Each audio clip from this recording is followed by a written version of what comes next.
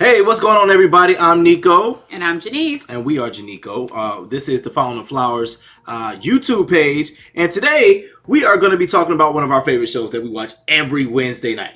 We really do. So, we're going to be talking about MAFS. And for those who don't know what MAFS is, it is Married at First Sight. This is season 14, and it's already starting to get crazy, right? Yeah, so we're starting kind of at the beginning of the season, but we're already 4 episodes in. So this episode is kind of in that part of the series where it's our favorite time. I was going to say that, yep. So this is right after the weddings are wrapping up. They're finishing. The couples are spending their first night together. They've already just finished spending their first night together.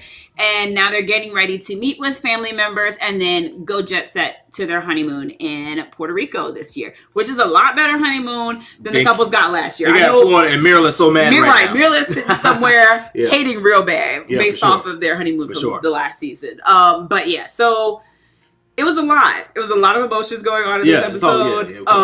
You know, you had great moments. You had not so great moments. I think we're starting to see couples in different lights. We're starting to get a kind of a real picture of some people. And we're also starting to see some marriages implode already. Like episode 4.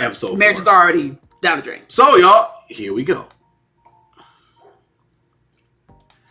All right, so the first people we're going to talk about Steve, right? That's his name, and Noi. Yes. Okay. Steve being the guy, Noi being the girl. Yes, we should know that by now. Yes. So I love Steve and Noi because they're both just so sweet. Mm-hmm. Like, they're sweet people. I feel like they're both respectful of each other. Mm-hmm. Like, they just seem like they both have really good spirits. So, like, you know, it was just so sweet and so cute to see them interact with one another on their wedding night. And, you know, they're getting ready and Steve's looking like, what is this that you're wearing? And what's that? And I love their love so far, even though they're not at that point yet. But I feel like for Noe, I was really surprised that she was so scared to do adventurous things. Like, because she has this whole alter ego of, like, noisy with the wings, dancing on the rooftop, you know? Apparently her and her brother both have different personalities. Oh, yeah, because Sriracha came ready. Sriracha. When they met the family, we met the brother at the wedding. But, you know, on the family meeting the very next day, the brother decided to dress up as Sriracha. And I really feel like it was a test to see how Steve was going to react. Like, and I think he did are you cool with me being out? Like, I think he did well only because something that you pointed out, and if y'all been paying attention, y'all noticed that, you know, Steve got we think is his brother. I think it's his brother. That is his brother. That's his brother. With the crazy hair. Yeah, the big curly hair. Yeah. I think, you know, he got some things going on too. 2 snaps and around the world. I think so. You know, I think he's a part of the alphabet crew too. So I feel like his brother is not, like, he ain't new to this. He's true to this. What's the alphabet crew? You know, LGBTQ plus, all of them. Like, I'm just saying. Nothing but love for you. We're not gonna make it our first show. I think the brother I think Steve's brother is down with that too. So I think he wasn't surprised when he saw Sriracha. Like, okay, man. Like, you know, he just was like, okay, you chose to dress up as a woman today. I'm here for it. What we talking about? We talking about Noi. So anyway, I think they're going to be fine. I think that so too. The biggest thing for them right now is the job situation. Of course, Steve doesn't have a job, but what we pointed out is that if he's he's contracted. So when you're a freelancer, that means that you are technically still working, but you are working on your own time. Correct. So you can still be getting paid great money, but that's how he's able to take these trips because he got the money. So originally, when I heard the whole no job thing and the way that they're editing this, like it made it seem like, dang, you know, Steve a bum. Like he just ain't been working for 4 months. He can't be a bum if he traveling the world. But then when I really thought about it, and they gave the full rundown of what happened, he got let go in the middle of COVID. First of all, Steve is some type of engineer. Anything with engineer automatically means coins. So he got money. So I feel like in my head, Steve got a dope severance package. Steve had a great savings, and he was like, I'm going to live. And just like went out and went for it. And I'm not mad at that. Like, obviously, if you're paying your bills, do what you got to do. So the whole freelance work thing and the whole family pressuring him to get a job, I'm like, if he's making money freelancing and can do it on his own time in his own way, I'm not pressed. The real conversation that Noi and Steve need to have is, what do your finances look like? Like, what your savings look like? And I think they're going to get there because we're still super early in the season. So I think for now, we can say Steve and Noi are gonna be all right. So I think so. The next couple, who you want to touch on? All right, so the next couple we gotta talk about, Jasmina and Michael. Jasmina and Michael. Okay, I like this couple. Mm-hmm. They are really giving me Imani and Woody vibes. I don't know about that, but I'm thinking about the chemistry. The chemistry. I think she's so cool because I think a little bit of her is a little goofy. You know, like you see, like she likes to watch Star Wars and all the little action movies and all Marvel. She's in Marvel. She's in Marvel and all that stuff. So I think it's pretty cool that I don't know. I like them together. I like them together for sure. Jasmina is definitely my favorite of all the women this season, because just of how real she is. Like, I noticed some of the other women did not take all their makeup off way tonight, but Jasmina took it all the way off. Like the whole face, everything was like. Some of y'all said y'all did, but then y'all ain't do it. Y'all know y'all kept them lashes and eyebrows on, a little bit of concealer while you were at it. So I feel like Jasmina was all the way real when she took all the makeup off. And I like Jasmina and her personality, Me too. There was a bit of a red flag when we found out that she has never had a real relationship up close and impersonal. She's only had long distance relationships, which is kind of weird. It's very weird. Right? That's a big red flag that you went from never living with somebody in the same city to being married and living with a stranger and having to make this work. So I don't know how well she's going to transition with that. And then I'm also concerned with this whole argument about arguing, like this whole conflict about conflict at the end of the episode. Well, the way she reacted was kind of like, really though? Like, is this really worth making a argument about? I don't think what the conversation was about was big enough to have an argument about. And it was just it came out of nowhere, and it was just kind of weird, a little awkward. But I think they're gonna be fine. I think they do have some type of communication differences and stuff like that, but I think they're gonna work it out. I think the biggest thing for them the biggest thing they have to hurdle is like, he's a glass half empty and she's a glass half full. There you go. And that's how they're going to approach life. But you can still have a successful marriage and have a glass half empty and a glass half full person. You just have to meet in the middle. Right. And you just have to understand and realize, like, you may not see eye to eye on everything, but you can balance each other out with your opinions. Right. And I just feel like at the end of the day, like, this is not make or break for the marriage. Like, I feel like as long as they can figure out how to communicate through this, they'll get through it. But somebody Reddit, because, the Reddit people, the Reddit community plays no games. So Reddit was pretty much like, look, at the end of the day, this is something that is manageable. And they kind of feel like what happened was when she heard from his family that he was like, naturally negative, she felt some type of way about that. And then she was searching for him to show that. And as soon as he did, she pounced on it and she reacted. I think their saving grace is going to be that I think she really do like the sisters and the sisters like her. I agree. I think that is going to be their saving grace. And I think that is going to be the thing that kind of like blends her into the family, because she doesn't have she has a great family, but her family situation in the past wasn't the best. Right. So with the whole dad being somewhere and she's being raised by the stepmom and all that stuff. So I think they're going to be fine. I think they both have things they can learn from one another. Yeah. Like, she had a healthy marriage to see in her life. I'm ready to see how they do on the honeymoon. Relationship. I'm ready to see how they do on the honeymoon. If they can get through this little blub, this little, speed bump that they dealt with on day one being there, I think they'll be fine. I think they'll still have good chemistry, and I think they'll be okay. All right, cool. There y'all have it. What's the next couple? Next couple up is Olajuwon and Katina. Mm-hmm. Woo, child. Looking good, y'all. Listen. Okay. I don't trust Olajuwon. I just don't trust him. I don't trust him. It's something about, I don't know if it's because he talks so fast that I feel like he's trying to cover stuff up. I didn't trust him when he was sitting there talking to the mama. He called the girl Katrina in front of the mama. Her name was Katina. Yeah. I feel like at the bachelor party, he was dancing, had the booty cheeks in his face. He did.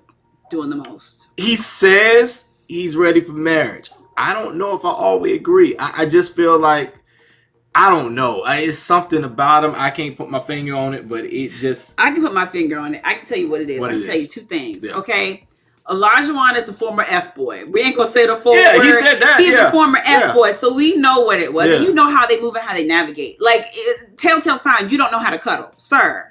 That means you ain't never had nobody in your bed long enough to cuddle. Like, you smash and go. Like, that's been your life for however long that you've been. So you have no idea how to actually physically connect emotionally with somebody outside of like, hey, you down to smash? Oh, okay, it's time to roll. Like, so that's one. And then I think the other thing too is like, it's just this whole, he's a talker. That's the thing. Talker. But that's the thing. He knows he's a good talker. But that's the problem. He's the schmoozer. Like, he will sell you a car. Like, he needs to be a car salesman. But that's my thing. He talks so fast that I think sometimes he's trying to talk his way out of some things. But I think there's going to be some points in the season where he actually is going to have to talk himself out of some things, because I feel like there's some... When they explode, I feel like it's gonna be explode, because I feel like Katina is well mannered and chill right now, but the way she reacted with the whole Lindsay situation, which we're gonna get to, that just kind of came out of nowhere. It's kind of like, why are you so angry though? Like, you're very angry. I can tell you what, because Katina is about that life. That's what I seen from tonight's episode. Katina is about that life. I think Katina has broken a couple bottles over some girls' heads in the back of the day. Like, Katina is she's the life of the party. She said that, and I feel like, try her if you want to. Katina's about that life, and so I feel like between him being the former F-boy and him schmoozing his way and talking his way in a lot of situations, and her being 1 second away from snapping on somebody, when they do argue, it's going to be explosive. But I also say, too, I said this at the beginning of the episode, I feel like they're going to be the first couple to sleep together. And when they do that, they will. That's going to be explosive, too. So I feel like it's going to be... They will. Yeah. I don't doubt that at all. I think I don't know if they're going to make it through the honeymoon. No. I would place bets that they're going to have... But they're definitely going to have sex before the end of the honeymoon. I'm glad that they made it outside, or let's make sure they get on the plane and get there first. That's the next episode. But I think they are not going to leave Puerto Rico not having sex with each other. So I completely I'm going to put money on agree. That. I think that, like, it was interesting to see the whole interaction with the friend. Like, Katina's friend.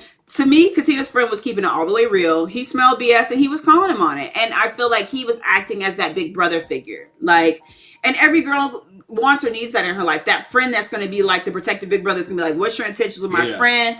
I'm feeling you out. I'm asking you all the questions, and I'm really digging in because you are on a reality show. You are on national television. So, like, he, of course, is going to be like, you really here for her? You just here to get famous. Like, he said, what his exact words were? You just here for the show or something like that? You here to blow up. You said you here to blow up. You had to blow up. And so, I mean, you got to come humble. Like, Elijah, you can't be in your feelings because this dude is calling you on your mess and you can't talk your way out of the situation. Like, you got to come humble and be like, I'm here for whatever. And don't do all the talking. Say less. I feel like Elijah just needs to say less. That's what I'm saying. He talks too much, but I feel like he's trying to talk his way out of... He's trying to talk his way into making people believe whatever what he's trying to portray. Like, well, I will say Reddit did come to his defense. The Reddit, like I said, Reddit community. Pull out the Reddit receipts. So Reddit on the after party. That's gonna be, I like that, Reddit receipts. Right. We need something to say. So Reddit on the after talking about the after party, and Elijah was on the after party episode. He was, talking and calling out Alyssa on her stuff, which we're gonna get to that later too. And he kept it very real about that. And I will give Elijah two points, because after the whole Lindsay and Mark situation, he did forgive her. He did kind of try to squash the situation. And when Katina was still trying to pipe up, he was like, look, we're not gonna make it about them. Let's make this about us and let's move on. So 2 points for him for being mature in that sense and not like just trying to be rah rah rah. But we gonna see. We gonna see is true. We gonna see. Next couple. Ooh, the next one we already talked about a little bit. Lindsay and Mark. Ooh, Mark the Shark. Mark the Shark. Mark the Shark, Boston's own. That was bad.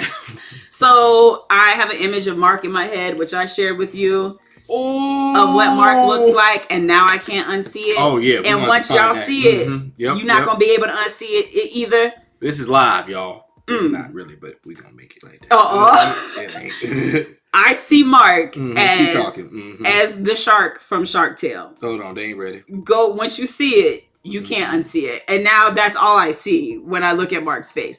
Either way, though, Lindsay and Mark were definitely in some hot water this episode because Lindsay's mouth got her in trouble. Are we surprised? If you've been watching this long, you've seen already by episode 4, Lindsay has just been doing the most at times. So their whole situation, I was glad to see Lindsay, at least when she woke up the following morning after the wedding day, she was a lot more calm. She was a lot more chill. And I was like, thank God, because if this girl is on 10, 24/7, I can't get through the season. I don't know how Mark is going to do it. So she was a lot more chill and calm and subdued. But then she piped it back up when they got on the plane.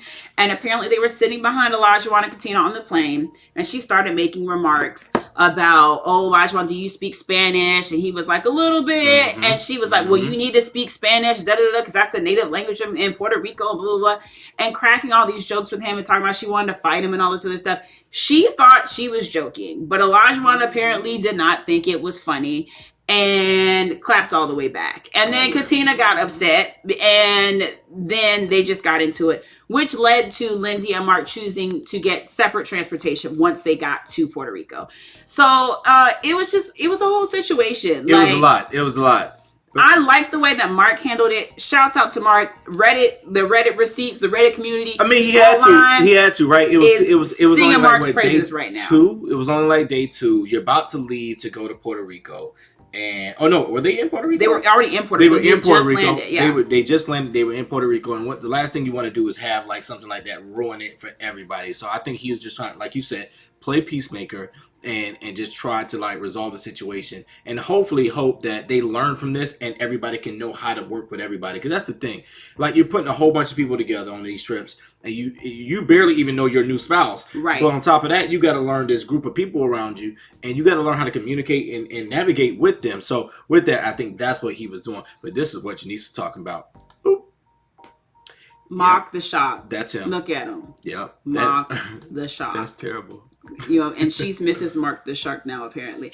Yeah, I mean, I think that, Mark is just a stand-up guy. Like, and I think I originally thought him as being like this up north meathead. Like, oh, he's just going to be like, the typical Boston guy. But like, he really is a sweet guy. And I feel like he handled the situation really well. That's what she said. He took up for Lindsay and like made her feel supported, but then he also went to the crew and made sure like everybody was good.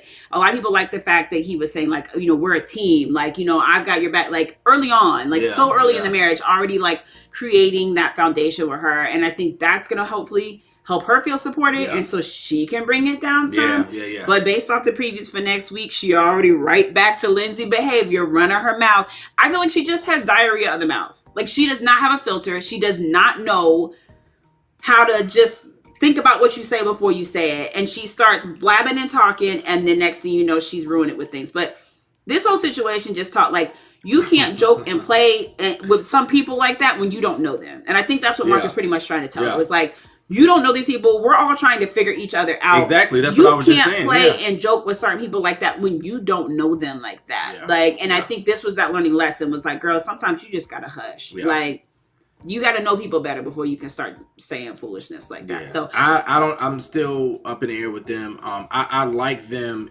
I actually like Lindsay. I just think she could be a lot sometimes, but that's what everybody says. So we're going to see as we go forward. Also have to mention all of the goldfish. What's up with the goldfish, Mark? Why we got a whole week's supply of goldfish in your suitcase? Like, it's one thing to be like, goldfish is my favorite snack. I'm going to bring a bag. It's like Gil and the cookies. No, but Gil didn't bring like a lifetime. Him all the cookies, though. I do remember that. But she gave those to him. Like, he didn't come with a suitcase full of cookies like the Cookie Monster. Like, he literally came with like low key like 7 bags of goldfish. Yeah. Like that's just an immense amount of goldfish. So I want to know what's up with that. Like what's up with all the goldfish? I'm just and it was also funny to see how terrified Mark looked when the family was talking about Lindsay. The dad more in particular, and Mark just looked like what did I just sign up for? Yeah. Like oh my god, because he knew she's a spark fire, man. That's who she is, and so. It's gonna be interesting to see what happens with. I mean, I'm looking forward to this. It's gonna get good. But right now, go ahead. Because listen, we can't. We gotta keep going. Okay. Yeah, come on. You stay on focus. Okay. I'm gonna get moving. All right, here we go. This is who you want to talk about, right? Listen, Alyssa and what's his name? Chris. There you go. Alyssa and Chris. All right. So first of all, I'm just gonna say this: you ain't that good looking to be acting the way you do. I'm sorry. She looked like a cat. Not a cat. You know what? Meow. I'm done. So meow. She look like a cat. I'm sorry. And it just bothers me when people think they are so much better than other people. But I'm like, you're not even that bad. Matter of fact, you're not even that attractive. You're attractive, but you're not like, you don't look better than Jasmina. You don't look better than Katina. And I'm like, you walking around here like, and you talk about the mom. I like her mama. I think her mama has a beautiful spirit. but that's where it'll stop. Oh no, stop. No, I do question whether Alyssa got some work done. I feel like we're all questioning that at this point. Yeah. Because I feel like your parents will tell you what you're going to look like. And she don't look like her mama. But we haven't seen her dad either, so we got to be fair. That's true. Maybe she got to look from her daddy. But I'm not going to say she looks bad. I'm not going to come for her looks because I don't really think it has anything to do with that. I think it has everything to do with her personality or her mentality. But the only reason I brought up the whole looks thing is because she don't like the looks of Chris. She doesn't like the way he looks. Mm-hmm. She doesn't like his teeth. She doesn't like his body shape. She just doesn't like the package that he is in. Had he been in a different package, like, I think it would have been okay. And that's what a lot that's the only reason I brought up her looks, because I'm thinking like, yeah, you all right looking, but you ain't the best looking thing on the show. And so like, you got into this situation knowing what could potentially happen. My thing is, you didn't have luck finding your own. So you put this situation in the hands of somebody else, and now you feel some type of way because it's not what you wanted. Sometimes, and I don't want to preach, but sometimes it's not what you want, but it's what you need. That part.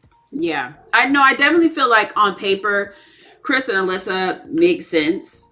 But the interesting thing about MAFS is like, you never know what the chemistry is going to be like. Yeah. Somebody can be perfect for you on paper. When you get them in front of you and you're like, there's no chemistry. This is not it. Yeah. Then you're like forced to deal with what most people stop with looks. Right. Because and she said looks were very important to her. But that's the thing. I think that she is not allowing him the time to because she's not allowing him the time to like express himself and for her to get to know him, because a lot of the things that she's so upset about is things that other people said, which is a big problem to me, because you need to talk to this man and get to know him for him, not based on everybody else. Yep. Because if you're doing that now, what you gonna do like when y'all are like years down the road and he's at work and somebody says something like you're gonna, it's just, I don't know. I think there's a lot of things going on, but I'm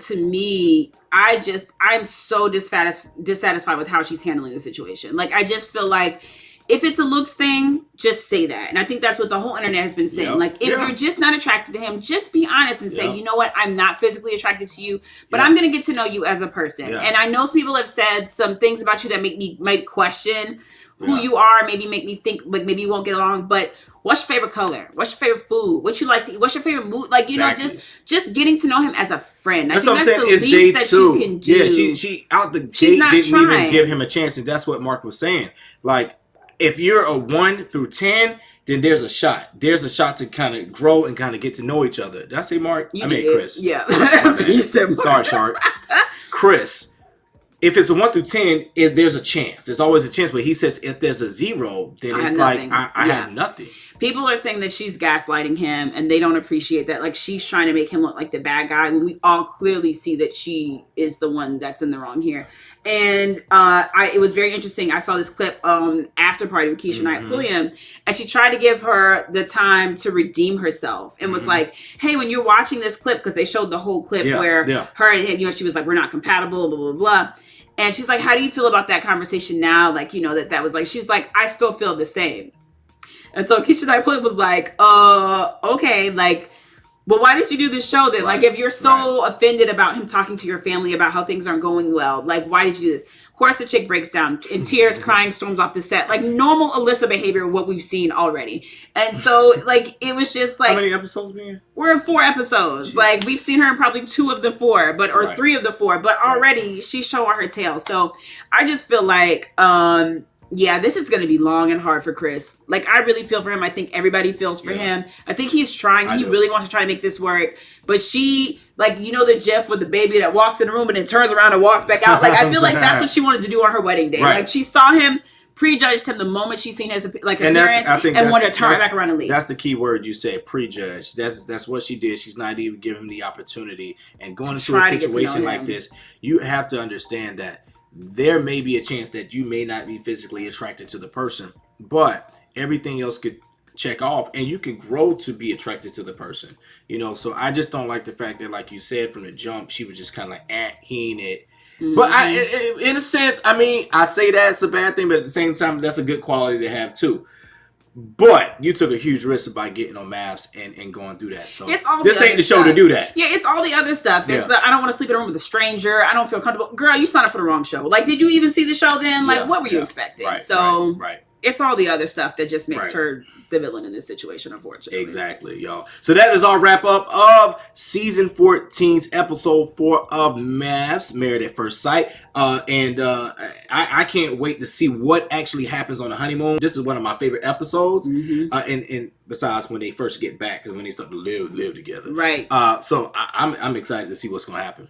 Yes, so make sure you guys follow us and subscribe at Following the Flowers right here on YouTube. We'll be covering next week's episode 5, and see what other shenanigans these couples are going to get into. And drop a comment below and let us know who's your favorite couple this season and who's going to have sex first. Yeah. We already said our bets, so yes, I'm curious to see who y'all think gonna sleep. I already know. Yeah, this is going to be a no-brainer. All right, y'all. We'll catch y'all next week. Peace.